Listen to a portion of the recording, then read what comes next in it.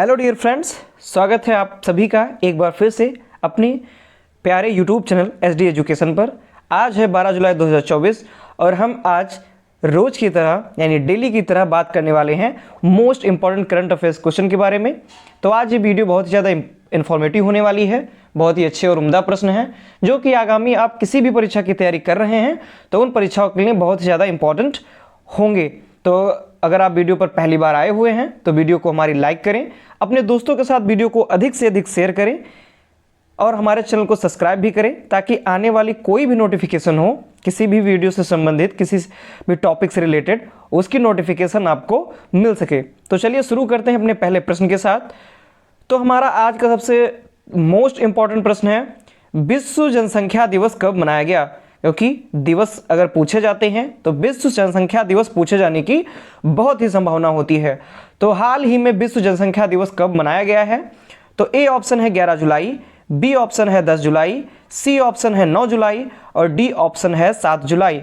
तो इस प्रश्न का सही जवाब हो जाएगा ऑप्शन नंबर ए, यानी कि प्रत्येक वर्ष 11 जुलाई को विश्व जनसंख्या दिवस मनाया जाता है। आगे अगर हम बात करें तो आप यहाँ पे देख भी सकते हैं कि आज क्या है, विश्व जनसंख्या दिवस, यानी कि विश्व जनसंख्या दिवस 11 जुलाई को मनाया जाता है। तो 11 जुलाई 1979 को यूनाइटेड नेशन ने पहली बार विश्व जनसंख्या दिवस मनाया था। यानी कि 11 जुलाई को 1989 को जो यूनाइटेड नेशंस हैं इन्होंने पहली बार विश्व जनसंख्या दिवस मनाया था। और क्यों मनाया था? परिवार नियोजन के प्रति लोगों को जागरूक करने के लिए इसकी शुरुआत हुई थी। यानी कि इसकी शुरुआत किस लिए हुई थी? परिवार नियोजन के प्रति, यानी कि जो बढ़ती हुई जनसंख्या है, बढ़ती हुई परिवारों की संख्या है, उसके प्रति लोगों को जागरूक करने के लिए इसकी शुरुआत की गई थी। 11 जुलाई 1987 को दुनिया की आबादी 5 अरब हुई। बढ़ती जनसंख्या बड़ी चिंता का विषय थी और इसीलिए लोगों को अवेयरनेस करने के लिए, लोगों को जागरूक करने के लिए 11 जुलाई 1989 को यूनाइटेड नेशंस के द्वारा पहली बार विश्व जनसंख्या दिवस मनाया गया था। चलिए बढ़ते हैं अपने अगले पॉइंट की तरफ। अगला पॉइंट है हमारा, विश्व जनसंख्या दिवस की शुरुआत 1987 में संयुक्त राष्ट्र जनसंख्या कोष यानी कि UNFPO के द्वारा की गई थी। यानी कि संयुक्त राष्ट्र जनसंख्या कोष जो है इसके द्वारा विश्व जनसंख्या दिवस की शुरुआत 1987 को की गई थी। संयुक्त राष्ट्र ने 1989 में विश्व जनसंख्या दिवस मनाया था। यानी कि जो यूनाइटेड नेशंस हैं इन्होंने 1989 को विश्व जनसंख्या दिवस मनाया था। और इस दिवस के प्रस्ताव को अगर मंजूरी की बात की जाए तो मंजूरी मिलने के बाद यह जो दिवस है पहली बार 11 जुलाई 1990 को मनाया गया। यानी कि जब इसको पूर्णतः मंजूरी मिल गई थी तब पहली बार मतलब विश्व के तौर पर, यानी कि पूरे अगर वर्ल्ड के हिसाब से देखा जाए तब 11 जुलाई 1990 को मनाया गया था। यानी अगर मोटे तौर पर समझा जाए तो 1987 को इस दिवस की शुरुआत हुई थी, यानी कि मनाए जाने की बात की गई थी कि हाँ 1987 में बात कर ली गई थी कि 11 जुलाई 1990 को मतलब 11 जुलाई को जो है विश्व जनसंख्या दिवस मनाया जाएगा। लेकिन मनाया कब गया? 1989 को मनाया गया, लेकिन केवल संयुक्त राष्ट्र के द्वारा। यानी संयुक्त राष्ट्र ने ही केवल 1989 में विश्व जनसंख्या दिवस मनाया था और ऑल ओवर जो मनाया गया विश्व जनसंख्या दिवस वह 11 जुलाई 1990 को मनाया गया था। यानी सभी देशों ने मिलकर के 11 जुलाई 1990 को मनाया था और संयुक्त राष्ट्र ने 1989 में विश्व जनसंख्या दिवस मनाया था। आगे हम बात करें इस वर्ष की थीम क्या है, यानी कि 2024 की विश्व जनसंख्या दिवस की थीम क्या है? तो किसी को पीछे ना छोड़ना, सभी की गिनती करना, यह थीम है 2024 की। अगर हम बात करें सबसे अधिक आबादी वाला देश, तो वर्तमान में 2024 में रिपोर्ट एक आई थी अप्रैल में, तो इस समय सबसे अधिक आबादी वाला देश तो अपना प्यारा भारत ही है। ठीक है, सबसे अधिक आबादी, यानी कि जो अधिक आबादी की बात की जाए तो भारत की है। और सबसे कम आबादी वाले देश की अगर बात की जाए तो जो वेटिकन सिटी है इसकी आबादी सबसे कम है, महज लगभग 526 या 546 के आसपास इसकी जनसंख्या है। तो सबसे कम आबादी वाला जो देश है वह है वेटिकन सिटी। बढ़ते हैं अपने अगले प्रश्न की तरफ। तो हमारा अगला प्रश्न है, हाल ही में सनत जयसूर्या किस देश की क्रिकेट टीम के कोच बने हुए हैं? यानी कि जो सनत जयसूर्या हैं, जिनको आप लोग जयसूर्या के नाम से जानते हैं, ये किस देश की क्रिकेट टीम के कोच बनाए गए हैं? तो ए ऑप्शन है श्रीलंका, बी ऑप्शन है कनाडा, सी ऑप्शन है साउथ अफ्रीका और डी ऑप्शन है अमेरिका। तो इस प्रश्न का सही जवाब हो जाएगा ऑप्शन नंबर ए, यानी कि अमेरिका श्रीलंका की जो क्रिकेट टीम है उसके जो कोच हैं वह सनत जयसूर्या बनाए गए हैं, यानी अभी हाल ही में इनको नियुक्ति प्रदान की गई है। आप यहाँ पर सनत जयसूर्या को देख भी सकते हैं, यहाँ पर सौरव गांगुली हैं और यहाँ पर सनत जयसूर्या हैं, और इनको ही श्रीलंका क्रिकेट टीम के अंतरिम कोच नियुक्त कर दिया गया है। किसको? सनत जयसूर्या को। अगर पूर्व कोच की बात की जाए तो जो क्रिस सिल्वरवुड थे इन्होंने इस्तीफा दे दिया। क्यों? क्योंकि जो श्रीलंका है वो भी जो हाल ही में मैच हुए उनमें अच्छा प्रदर्शन नहीं कर पाई, इसीलिए जो पूर्व कोच हैं क्रिस सिल्वरवुड इन्होंने इस्तीफा दे दिया, और इनके इस्तीफा देने के बाद सनत जयसूर्या को वहाँ का यानी क्रिकेट टीम का, श्रीलंका की क्रिकेट टीम का कोच नियुक्त किया गया है। अगर SLC यानी श्रीलंका जो क्रिकेट बोर्ड है, श्रीलंका का जो क्रिकेट काउंसिल है, उसकी बात की जाए तो उसने जयसूर्या को यानी SLC ने जयसूर्या को दिसंबर 2023 में पूर्णकालिक क्रिकेट सलाहकार नियुक्त किया था, यानी कि पूर्णकालिक क्रिकेट सलाहकार जयसूर्या को SLC ने नियुक्त किया था। अगले प्रश्न की बात करें तो हाल ही में कौन SCO यानी संघाई कॉर्पोरेशन ऑर्गेनाइजेशन का 10वां सदस्य बना है, यानी कि अब इसमें टोटल 10 देश हो गए हैं। तो ए ऑप्शन है स्कॉटलैंड, बी ऑप्शन है अर्मानिया, सी ऑप्शन है बेलारूस और डी ऑप्शन है इटली। तो इस प्रश्न का सही जवाब है ऑप्शन नंबर सी, यानी कि बेलारूस जो है वह SCO का 10वां सदस्य वर्तमान में बन गया है, यानी कि SCO के कुल 10 सदस्य देश हो गए हैं। आगे अगर हम बात करें तो यूरेशियाई देश बेलारूस को SCO के 10वें पूर्ण सदस्य के रूप में शामिल किया गया है। SCO यानी कि संघाई सहयोग जो संगठन है, इसके राष्ट्राध्यक्षों की परिषद की जो 24वीं बैठक 4 जुलाई 2024 को कजाकिस्तान की जो राजधानी है अस्ताना में हुई, और वहीं पर जो बेलारूस है इसको 10वां पूर्ण सदस्य घोषित कर दिया गया है, इसको 10वें पूर्ण सदस्य के रूप में शामिल कर लिया गया है। अगर मेजबानी की बात करें, यानी कि जो कजाकिस्तान की जो राजधानी अस्ताना है वहां पर जो आयोजित किया गया SCO के राष्ट्राध्यक्षों की जो परिषद आयोजित की गई, उसकी मेजबानी कासिम जोमार्ट टोकायेव ने की। किसने की? कासिम जोमार्ट टोकायेव ने की। आगे हम बढ़े तो अगला प्रश्न है हमारा, हाल ही में किसे डॉक्टर सी नारायण रेड्डी साहित्य पुरस्कार मिला है, यानी कि किसको डॉक्टर सी नारायण रेड्डी साहित्य पुरस्कार दिया गया?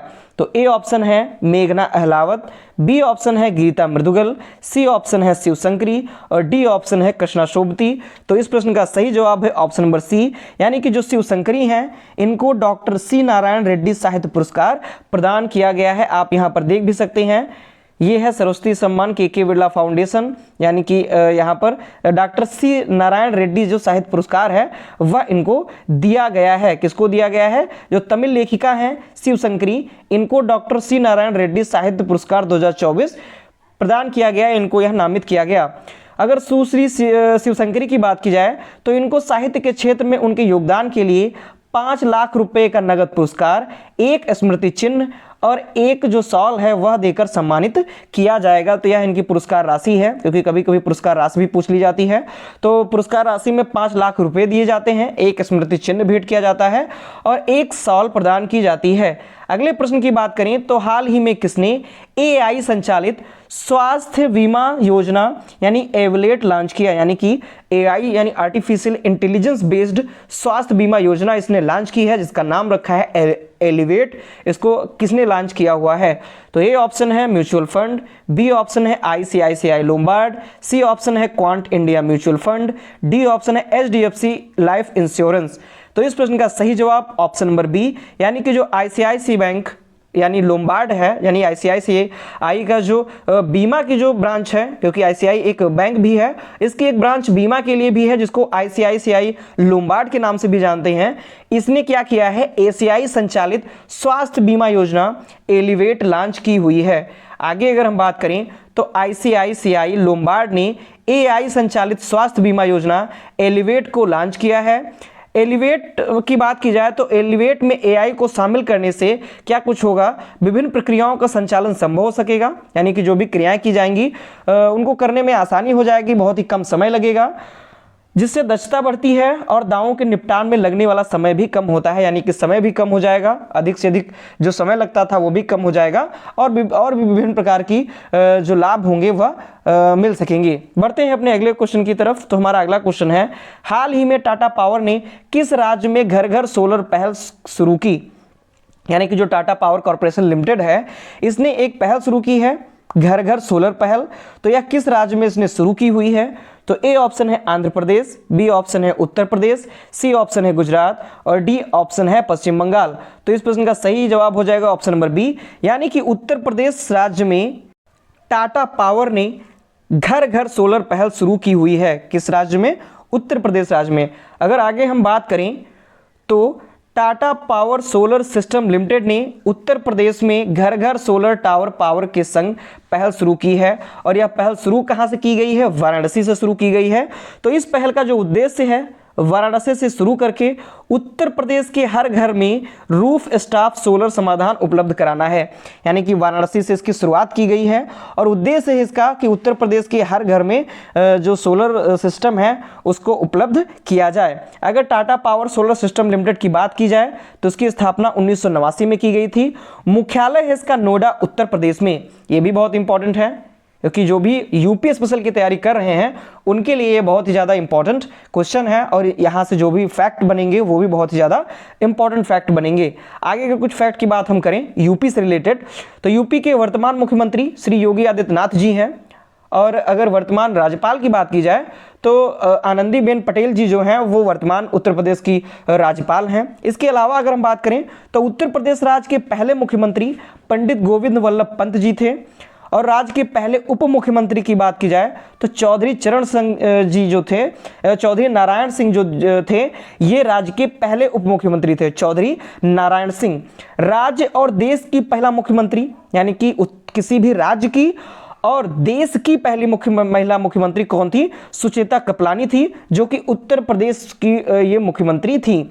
आगे हम बात करें उत्तर प्रदेश राज्य और देश की पहली महिला जो राज्यपाल थी वो सरोजिनी नायडू थी, जो कि उत्तर प्रदेश राज्य में ये बनी थी सबसे पहली महिला राज्यपाल पूरे देश की भी। तो ये बहुत ही इंपॉर्टेंट फैक्ट हैं जो कि यूपी स्पेशल की तैयारी कर रहे हैं उनके लिए। बढ़ते हैं अपने अगले प्रश्न की तरफ। हमारा अगला प्रश्न है बहुत ही ज़्यादा हैरत अंगेज प्रश्न है, सुन करके आपको एकदम अचंभा होने वाला है कि हाल ही में किस देश ने 16 कीटों के मानव उपभोग को मंजूरी दी है। यानी ऐसा कौन सा देश है जिसने ये आदेश जारी कर दिया है कि इन 16 प्रकार के जो कीट होंगे उनको भोजन में जो मनुष्य होगा वो खा सकेगा। ठीक है इंटरेस्टिंग क्वेश्चन। यानी कि ऐसा भी देश है जिसने 16 कीटों को मंजूरी दे दी है कि अब आप अपने भोजन में इन कीटों को खा सकते हैं।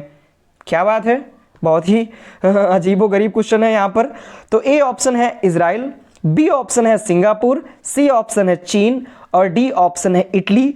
तो इस प्रश्न का सही जवाब है ना चीन मत लगाइएगा, इस प्रश्न का सही जवाब है बी सिंगापुर। यानी आप लोग जानते ही होंगे चीन में खाया पिया जो भी जाता है, लेकिन इस बार जो 16 कीटों के मानव उपभोग को जो मंजूरी दी गई है वह सिंगापुर को दी गई है। यानी कि सिंगापुर में अब ये 16 प्रकार के जो कीट हैं वो खाए जा सकेंगे। आगे अगर हम बात करें, आप यहाँ पे फिगर में भी देख सकते हैं, और भी अगर हम बात करें तो सिंगापुर की जो खाद्य एजेंसी है इसने हाल ही में 16 तरह के कीड़े मकोड़ों को खाद्य पदार्थ के रूप में मान्यता देते हुए उन्हें खाने की मंजूरी दे दी है कि अब आप अपने नाश्ते में, अपने डिनर में, अपने ब्रेकफास्ट में इन 16 प्रकार के कीड़े मकोड़ों को भी खा सकेंगे। क्या बात है। सिंगापुर खाद्य नियामक मंत्रालय जो है उसका कहना है कि ये जो 16 प्रकार के कीड़े हैं मनुष्य के स्वास्थ्य के लिए किसी भी प्रकार के नुकसानदायक नहीं है, और सरकार के इस फैसले के बाद खान पान से जुड़े कारोबारियों में खुशी की लहर फैल गई है। मतलब समझ सकते हैं आप कि क्या सिचुएशन है कि 16 प्रकार के जो कीड़े हैं वो मानव के लिए नुकसानदायक नहीं है, ये भी बताया गया है। और जो भी खान पान से जुड़े व्यक्ति हैं और कारोबारी हैं उनके अंदर खुशी की लहर दौड़ गई है कि ये 16 प्रकार के जो कीड़े मकोड़े हैं इनको अब वहाँ पर खाया जा सकेगा। चलिए बढ़ते हैं अपने अगले क्वेश्चन की तरफ। दुनिया अजीबोगरीब है। हाल ही में किसे होम्योपैथिक में उत्कृष्ट कार्य के लिए उत्कृष्टता पुरस्कार मिला है। यानी कि होम्योपैथिक में विशेष कार्य के लिए, बहुत ही उत्कृष्ट कार्य के लिए, उम्दा कार्य के लिए उत्कृष्टता पुरस्कार प्रदान किया गया है। तो ये ऑप्शन है अमित गोयल, बी ऑप्शन है अमिताभ घोष, सी ऑप्शन है डॉक्टर अर्पित चोपड़ा और डी ऑप्शन है दिलीप अवस्थी। तो इस प्रश्न का सही जवाब है ऑप्शन नंबर सी, यानी कि जो डॉक्टर अर्पित चोपड़ा हैं इनको होम्योपैथिक में उत्कृष्ट कार्य के लिए उत्कृष्टता पुरस्कार प्रदान किया गया है। आप यहाँ पे देख भी सकते हैं, doctor Arpit Chopra receives prestigious excellence award for pioneering work in homeopathy. यानी होम्योपैथी में उत्कृष्ट कार्य करने के लिए इनको यह पुरस्कार प्रदान किया गया है। तो जो डॉक्टर अर्पित चोपड़ा हैं, इनको होम्योपैथिक में अग्रणी कार्य के लिए प्रतिष्ठित उत्कृष्टता पुरस्कार मिला है। और इस कार्यक्रम मतलब यह जो कार्यक्रम आयोजित किया गया पुरस्कार वितरण का, इसमें निम्नलिखित लोग शामिल भी हुए, जिनमें से डॉक्टर मोहन यादव जो कि मध्य प्रदेश के मुख्यमंत्री हैं, राजेंद्र शुक्ला जो कि उप मुख्यमंत्री हैं, चैतन्य कश्यप जो कि MSME मंत्री हैं उत्तर, और अनुराग द्वारी जो कि NDTV चैनल के प्रमुख हैं। ये सभी लोग इस जो पुरस्कार वितरण हुआ उसमें सभी लोग शामिल थे। आगे हम बढ़ते हैं अगले क्वेश्चन की तरफ। तो अगला क्वेश्चन है हमारा, हाल ही में राष्ट्रपति द्रौपदी मुर्मू ने किस राज्य में उदयगिरी गुफाओं का दौरा किया? यानी कि ऐसा कौन सा राज्य है जहां पर उदयगिरी गुफाएं पाई जाती हैं, जिसका दौरा यानी कि जहां पर हाल ही में राष्ट्रपति द्रौपदी मुर्मू जी गई हुई थी? तो ए ऑप्शन है ओडिशा, बी ऑप्शन है पश्चिम बंगाल, सी ऑप्शन है हिमाचल प्रदेश और डी ऑप्शन है आंध्र प्रदेश। तो इस प्रश्न का सही जवाब हो जाएगा ऑप्शन नंबर ए, यानी कि ओडिशा राज्य में जो उदयगिरी गुफाएं हैं वहां पर जाकर जो राष्ट्रपति द्रौपदी मुर्मू हैं ये वहां पर विजिट की हुई थी, अभी वहां पर हाल ही में गई हुई थी। आप यहां पे देख भी सकते हैं चित्र में। तो अगले कुछ पॉइंट की बात अगर हम करें तो राष्ट्रपति द्रौपदी मुर्मू जी ने भुवनेश्वर में उदयगिरी पहाड़ी स्थित जैन गुफाओं के समूह का भ्रमण किया। ये जो गुफाएं हैं यानी कि जो उदयगिरी पहाड़ियों पर स्थित जो गुफाएं हैं जैन गुफाएं, ये गुफाएं मेघवाहन वंश के जो राजा खारवेल थे इनके द्वारा लगभग दूसरी शताब्दी ईसा पूर्व में बनवाई गई थी। और ओडिशा में शैल कटाव गुफा परंपरा के प्रारंभिक उदाहरण भी हैं, यानी कि जो शैल कटाव गुफा होती है उस परंपरा के ये प्रारंभिक उदाहरण भी हैं। और इनको जो मेघवाहन वंश के राजा खारवेल थे उनके द्वारा ये गुफाएं बनवाई गई थी, जिनका अभी हाल ही में राष्ट्रपति द्रौपदी मुर्मू जी ने विजिट किया है जहां पर। अगले क्वेश्चन की बात करें, अगला और हमारा अंतिम प्रश्न है, हाल ही में किसने ब्रिटिश ग्रैंड प्रिक्स 2024 जीता हुआ है? यानी कि जो F1 फार्मूला रेस होती है उसमें ब्रिटिश ग्रैंड प्रिक्स 2024 किसने जीता? तो ये ऑप्शन है हेनरी फोर्ड, बी ऑप्शन है सर्बिया सेज, सी ऑप्शन है लुइस हैमिल्टन और डी ऑप्शन है मैक्स वर्स्टेपन। तो इस प्रश्न का सही जवाब है ऑप्शन नंबर सी, यानी कि लुइस हैमिल्टन ने ब्रिटिश ग्रैंड प्रिक्स 2024 जीत लिया है। आगे यहाँ पे देख भी सकते हैं, Lewis Hamilton wins the British Grand Prix, यानी लुइस जो हैमिल्टन है इन्होंने ब्रिटिश ग्रैंड प्रिक्स 2024 जीता हुआ है। अगर बात करें तो सिल्वर स्टोन सर्किट में यह आयोजित किया गया और इस रेस में हैमिल्टन के असाधारण यानी लुइस हैमिल्टन ने एक असाधारण और कौशल और रणनीतिक तौर पर अपना प्रदर्शन किया और यह जो ब्रिटिश ग्रैंड प्रिक्स 2024 है इसको इन्होंने हासिल किया या इसको इन्होंने जीता हुआ है। तो ये थे आज के हमारे most important current affairs questions, जो कि आगामी आप किसी भी परीक्षा की तैयारी कर रहे हैं उसके लिए बहुत ही इंपॉर्टेंट होने वाले हैं। तो अगर आपको क्वेश्चन और वीडियो दोनों पसंद आती हैं तो वीडियो को लाइक करें, अपने दोस्तों के साथ अधिक से अधिक शेयर करें और हमारे चैनल को सब्सक्राइब भी करें। धन्यवाद।